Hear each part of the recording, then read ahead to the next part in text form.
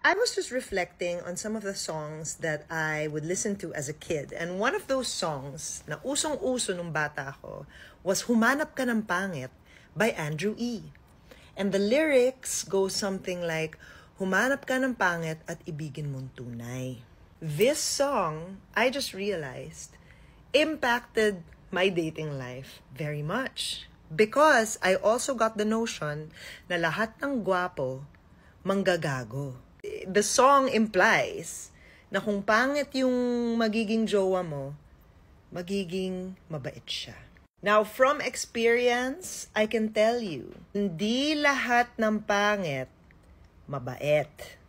In fact, I would say 50-50 yung chance mo dyan.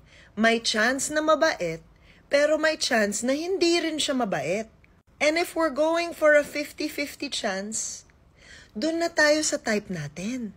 I learned that from dating David. David is beautiful, but is so nice.